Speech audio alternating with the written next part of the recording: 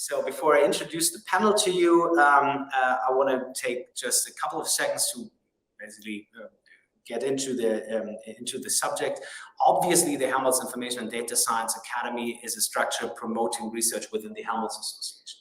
But as the president pointed out, as you can imagine yourself, or as you can see, being invited from all over the world to this career day, nothing really works on a national level anymore in very top science. So the Helmholtz Information and Data Science Academy from the very start has promoted international contacts in the form maybe of hackathons. Danielle here has put together some great stuff with our Israeli friends, and we formed a network, the Friends of HIDA network, with even more growing numbers of international partners. So if you were a part of our training program, you can get in touch with lots of people, lots of institutions and networks from other countries in Europe, Northern America, or Israel.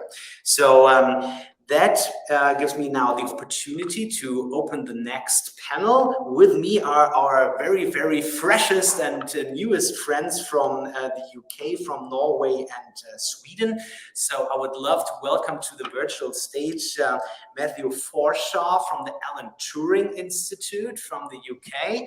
Hello, Matthew, great to have you. And then we have Klaus Pettison from the Norwegian Artificial Intelligence Research Consortium. Hello, Klaus, glad to have you with us. And we have Johanna Bergman from the AI Sweden. So it's fantastic to meet you guys. Actually, this is the premiere during this virtual career days. As I said during the warm-up, the HIDA is nothing without its international contacts and partners. We put together great visiting programs from people from all over the world to kind of do a 100-day stay in our labs, and obviously our friends of HIDA Network that we're welcoming you into are always the first contacts for the national on the national level for the people excited about having a first contact to the HIDA. So we are very glad that you joined us today, and we are very proud to call us our friends soon, and we would love to share our time on screen with you to give you the opportunity to introduce your programs, and maybe we could talk afterwards for a couple of minutes what we could do together later on. Maybe some kind of like Northern European data science network comes to mind, but we are happy to hear your thoughts. So first, I would love to invite Matthew Ferroshaw to introduce to us his great program in the UK. So Matthew, Alan Turing in 100 seconds. Yeah, absolutely, and I might be able to manage it in a little less. So good afternoon, everyone. I'm Matt Forshaw. I'm a senior advisor for skills at the Alan Turing Institute.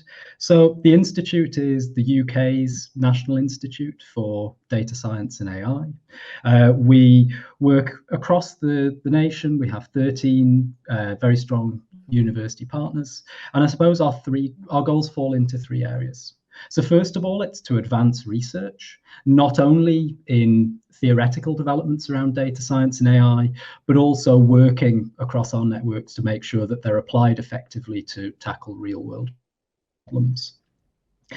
With this comes a very strong focus on safe, ethical, and responsible use of these technologies. We're very aware that the impacts that these systems can have on the general population are profound, and we want to be able to ensure the correct checks and balances are in place in terms of how these technologies are applied. We work very strongly across the public sector, across government. We work in regulation to really lead the public conversation in terms of how these systems develop out. And then also the area of activity that's closest to me is around training the leaders of the future. So this is focusing on education at all levels, from school all the way up to doctoral and postdoctoral level, to really train the generation of the next AI leaders, not only with the technical skills to be able to maximize the impact of AI, but also making sure that these ethical foundations are sort of first and foremost in our thinking here. All right, thank you, Matthew. I'm very excited to learn even more about the Alan Turing in the next time. So next will be Klaus Pettison introducing the NORA to us. Klaus. Thank you. Yes, my name is Klaus Pettison. I'm the CEO of NORA, and I could probably repeat quite a lot of what was recently said. NORA is a Norwegian collaboration between universities, university colleges, and research institutes. So we are 8 universities, 4 research institutes, and 2 university colleges. And we collaborate then within AI, machine learning, robotics. And in this collaboration, we focus on research, education, and innovation. When it comes to research, of course, NORA's role is to coordinate, help out in the application phase, try to find partners, and so on. When it comes to innovation, we have also started collaborating with many of the top Norwegian startup companies, which is very interesting. So we try to make an ecosystem in Norway where university researchers, students could connect to also the startup companies and also to incubators in Norway to bring more innovation out from the universities and to collaborate across the universities and the startup sector. And education, of course, very important. We have recently started a research school in Norway. In this research school, we focus, of course, on courses, but also on workshop, conferences, social events, student exchange. And to me, maybe the most interesting part is to try to kind of mix these environments between the innovation part, the startups, and so on, and with the research school, and with the research being done at the NORA partners institutions. Thank you so much. I really have the feeling that we got some partners in crime here together. And completing the round would be Johanna from AI Sweden. Johanna, great to have you with us. Yes, thank you for inviting me. So my name is Johanna Bergman, and I'm head of strategic initiatives at AI Sweden. And AI Sweden is the National Center for Applied AI in Sweden. And our mission is really to accelerate the use of AI across Sweden to benefit of society and also for our competitiveness. So we are backed by the government and also the public and private sector in Sweden. And now I think we're up to 117 partners. So we're really working across the entire AI ecosystem in Sweden. And of course, we see that.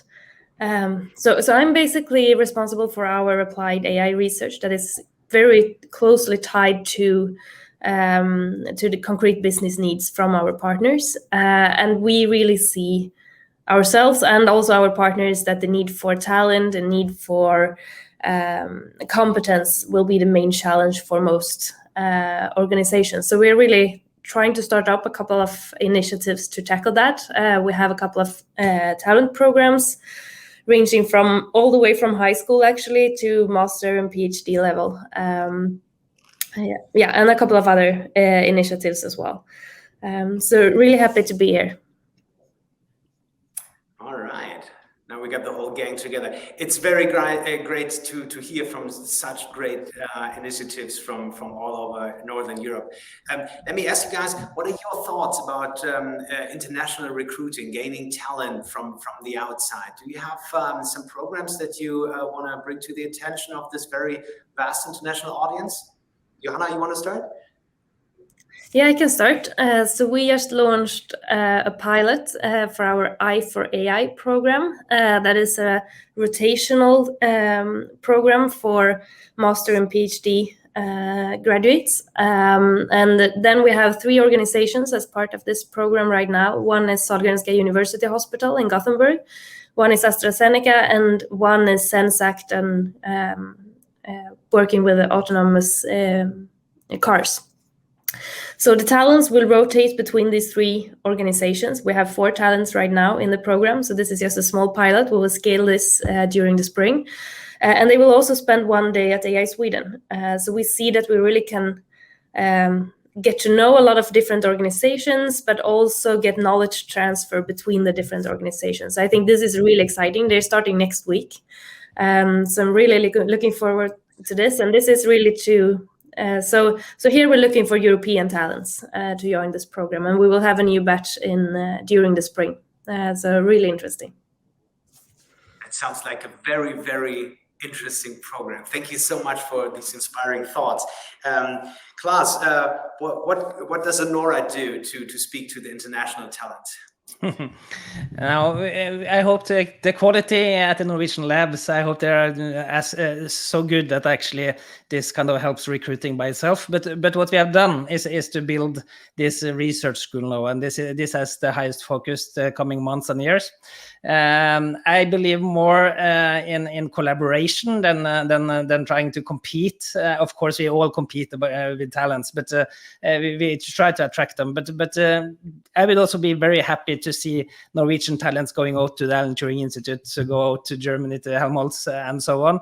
I think collaboration in this field is the most important thing. And of course, in Norway, we have a couple of competitive advantages. Maybe we have a good national infrastructure when it comes to computing. We have a very good health register data that we hope to utilize more. So those are kind of areas that we have focused a lot on. And then just building quality and building quality together with the international community. And all hydro-powered green data centers, I assume. Matthew, what's going on at the touring for the international talent? Yeah, absolutely. So we're very committed around cross-disciplinary project working, and we have a very strong selection of academic collaborators internationally as part of our research programs. And I suppose of particular interest today, I was very excited to wake up to the UK launching its national AI strategy. And one of these sort of very strong themes through here is around the UK being able to attract the best AI talent from around the world. So the sort of things that we can expect here are visa routes that allow us to exchange knowledge in sort of even less frictionful ways, and some mechanisms that will allow us to work across international industry partners as well. So a very exciting couple of weeks and months ahead. Thank you, Matthew. Everybody, let me remind everyone again of the Q&A opportunities on the side. So once we're done getting to know each other, it's up for you to bring some questions to the table. Let me ask the whole crowd. What are your thoughts on like more hands-on first steps of building new connections and collaboration? So we have been toying around with the data challenges and international virtual hackathons, stuff like that, and it has proven very interesting for getting our PIs in contact with talents from all over the world. Have you similar experiences or other similar programs that you could tell us a little bit about? Yes, if I should start, absolutely. For example, hackathons is one obvious way to collaborate internationally. I know that you guys have the same. I know Alan Turing have its data study groups tomorrow, I believe. And in Nora, we also have hackathons where groups from all over the world could join. This has been kind of digital events for Nora. I hope that we also will be able to do physical events soon, now that the COVID situation is better. But hackathon is one obvious part. Student exchange, of course, has been mentioned. I think it's important to kind of to do concrete things, not just to talk about things. So maybe bringing in partners for the hackathons would maybe be a good start then. All right. What about the others? Any great, smart, small programs that we could get involved with? Partner up? Team up? Build an observation. Due to the pandemic, around 18 months ago, we transitioned towards this type of virtual delivery for these data study groups, bringing together researchers, doctoral and master's students to tackle really interesting challenges.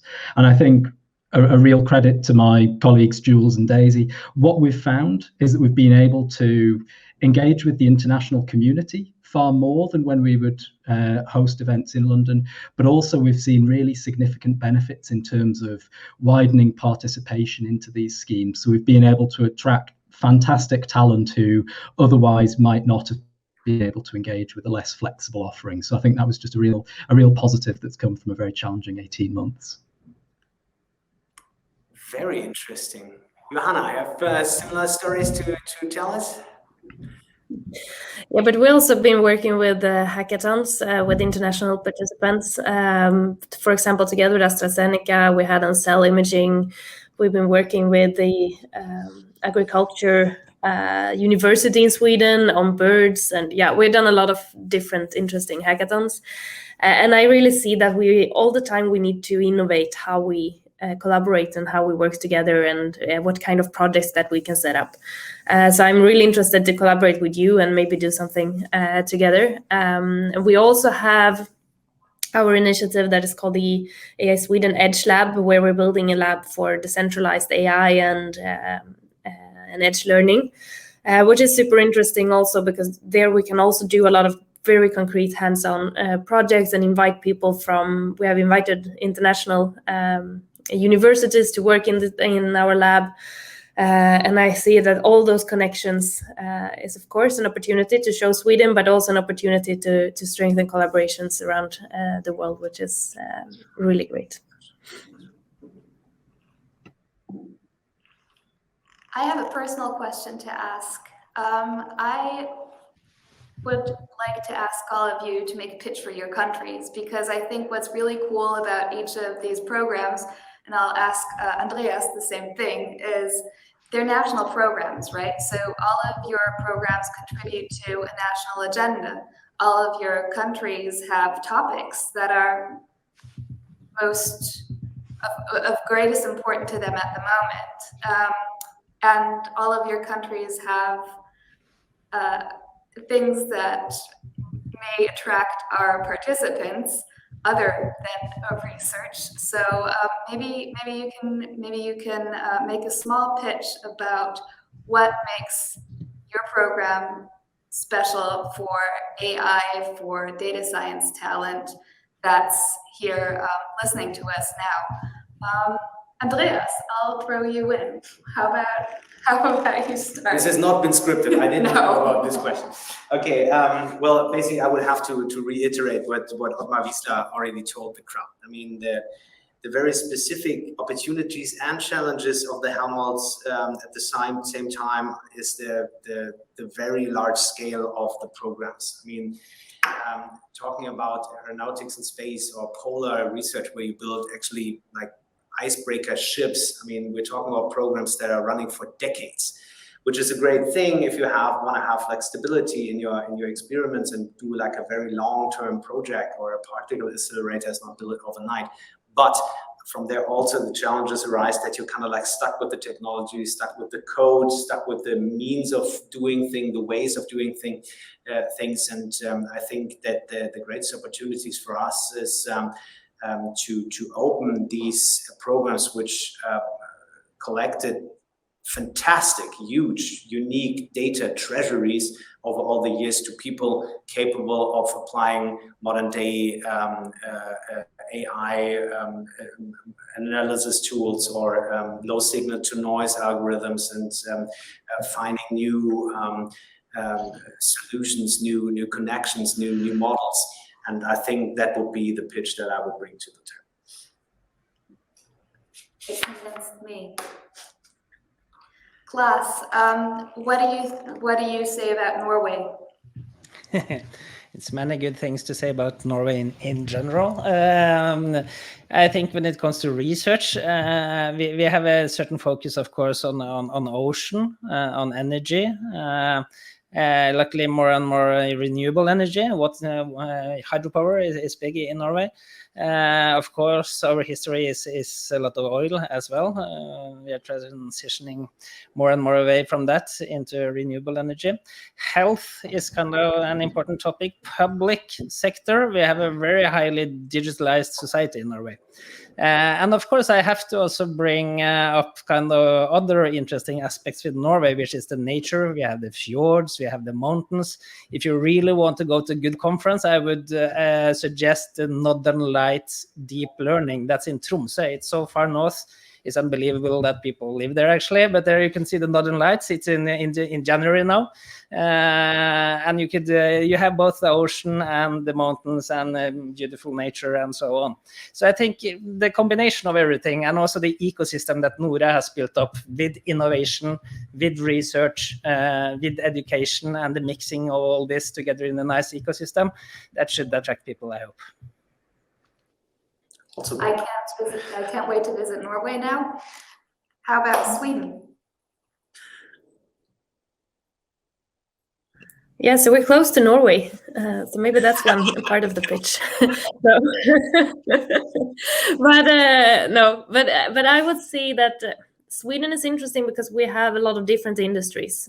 We also have a strong public sector, as Klaus also said, for Norway. But we're really working with both public sector, private sector. We have life science companies, we have automotive companies, we have a broad variety of different industries. And I would say that what we focus on AI Sweden is to find the common challenges and work on them.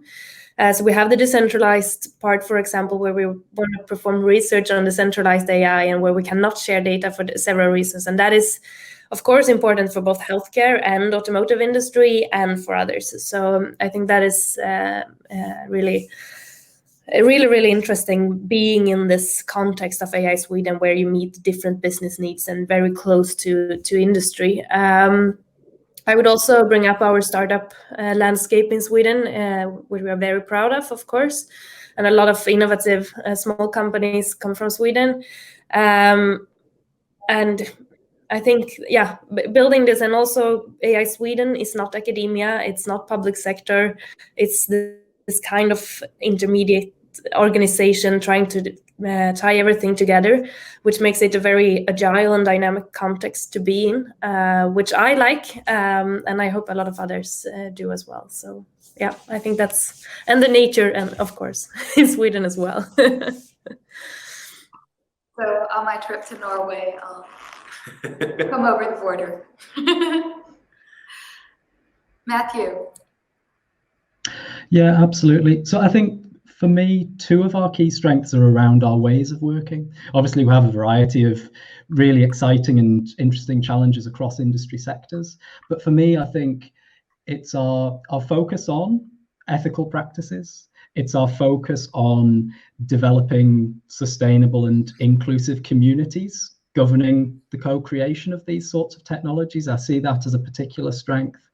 And I think also we've been very live to the challenge that the workforce tackling data science and AI challenges has its limitations, and that there are many groups of society who've historically been underrepresented in that field. We've seen very proactive moves from the UK's government to provide fully funded scholarships to individuals from these underrepresented groups to try and give us data science and AI teams who are more representative of the communities that they serve and the communities that they impact. So I see those two things as a particular area of strength in the way that we do our work. And there's the great food in Great Britain, right? Absolutely. I'm just joking. Okay, do we have any more questions in the chat? We had questions also asking about whether you make a difference, I mean, that applies to some of you, not all of you, between programs for participants from the EU and from non-European countries. That's an exciting question.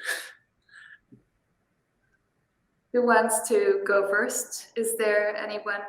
Do you make a difference? Are your programs open to people from all over the world?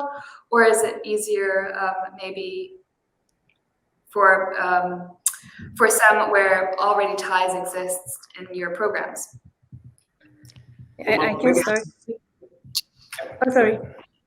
Yeah, no, but I can start. But so we are piloting our programs right now, and then we focus on Europe. But our goal is, of course, to broaden to also include the rest of the world as well. That's needed, and it's a challenging topic, and we really want to make this as easy as possible. So it's easy to come to Sweden, of course. But we're starting with Europe right now.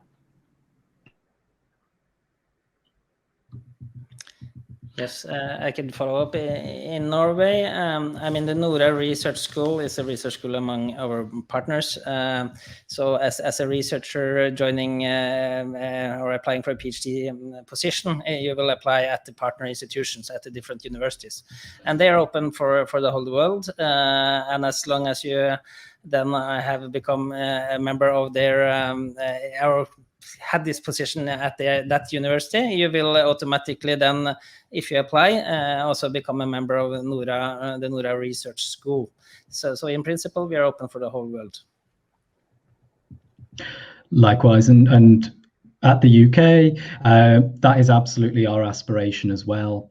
The data study groups are a fantastic example where one of the key strengths and key successes has been being able to open everything out to such an international audience. Of course, there'll be some offers that do require UK PhD funding and things like that, but there's absolutely a direction of travel to make sure that we can engage with and represent as broad a community as possible.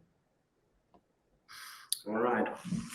Well, I mean, we at the HIDA, we have designed a visiting program that is specifically for international talents to get like 100 days in or 3 months in to check out the opportunities in one center, which is designed as a scholarship, and it's open for everyone from every country. But obviously, you would have to apply for a visa potentially, and obviously there are some countries where the mobility into Europe is a little more restricted than from other countries, but it's not the Helmholtz or us that are restraining. But I mean, when you can enter the country legal-wise, I mean, then you can get in touch. Also at the centers, we usually have help for people who are applying. So we have international offices that help people to get visas from around the world. Okay, so after, yes, 3 minutes. Okay. Let me wrap this up. First, thank you wholeheartedly for joining this Career Day, all of you, Matthew, Klaus, and Johanna. Secondly, thank you so much for getting in touch with the HIDA in general. We are very, very keen on adding you to our friendship networks. And thirdly, we're really, really looking forward to meeting you in person and maybe brainstorm some ideas how we could collaborate more hands-on in the futures. And I would love to continue down this track with you guys. And maybe I can ask you at the very end, can you leave some context how the international crowd listening to us could get in contact with your programs, maybe in the chat or somewhere else? That would be just perfect. So it was great to have you with us, but we have to move on. I'm very, very sure we will meet again soon. Thank you. Thank you very much. Thank you so much.